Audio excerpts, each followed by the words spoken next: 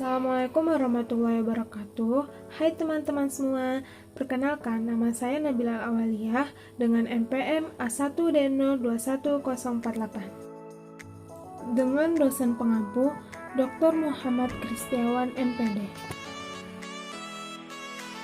Materi yang akan kita bahas yaitu pengertian manajemen sarana dan prasarana dan pengertian manajemen personalia. Apa itu manajemen sarana dan prasarana? Manajemen sarana dan prasarana pendidikan dapat diartikan sebagai proses segenap pengadaan dan pendayagunaan komponen-komponen yang secara langsung maupun tidak langsung mengarahkan proses pendidikan untuk mencapai tujuan pendidikan secara efektif dan efisien. Pengelolaan sarana dan prasarana merupakan kegiatan yang sangat penting di sekolah.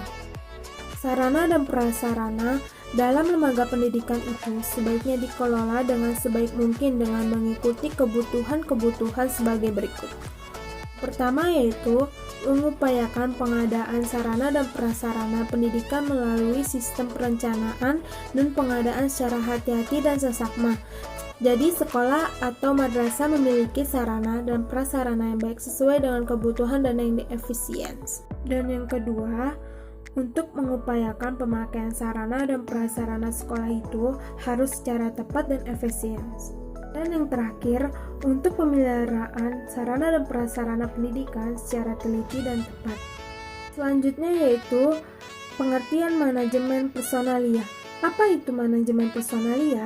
Manajemen personalia adalah segala aktivitas yang berkenaan dengan pemberdayaan sumber dan pegawai dalam kerjasama yang ideal untuk mencapai tujuan organisasi. Dengan adanya manajemen kepegawaian, para pegawai secara efektif dan efisien dapat melaksanakan tugas dan kewajiban secara efektif sesuai dengan tujuan yang telah ditetapkan. Selanjutnya, melaksanakan manajemen personalia merupakan tugas bidang kepegawaian.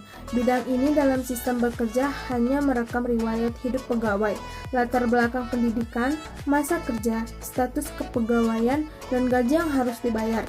Tetapi, dalam sistem baru, bagian kepegawaian harus dapat mengkaji kebutuhan tenaga kerja setiap waktu, yaitu untuk masa sekarang dan akan datang. Bagian kisah hidup pribadi menjadi bagian pengembangan personalia harus sensitif terhadap perusahaan baik di tingkat global, nasional, maupun lokal. Ukur seberapa tepat dan pantas tujuan organisasi yang ditetapkan manajer dan yang ingin dicapai oleh organisasi, serta sampai seberapa jauh organisasi tersebut dapat mencapai tujuan. Sementara itu, efisien digunakan untuk mengukur seberapa produktif sumber daya yang dimiliki oleh suatu organisasi untuk mencapai tujuan. Kinerja organisasi akan meningkat berbanding lurus dengan peningkatan efektivitas dan efisien. Maka dapat dikatakan bahwa manajemen sarana dan prasarana serta manajemen personalia memiliki tujuan untuk memberikan kontribusi yang optimal dan tepat terhadap proses pendidikan dalam mencapai tujuan pendidikan yang telah ditetapkan, serta dengan adanya manajemen para pegawai dapat melaksanakan tugas dan kewajiban sesuai efektif dan efisien sesuai dengan tujuan yang telah ditetapkan. Baik teman-teman, mungkin itu saja materi yang kita bahas pada video kali ini. Semoga bermanfaat. Sampai jumpa di video-video selanjutnya. Assalamualaikum warahmatullahi wabarakatuh.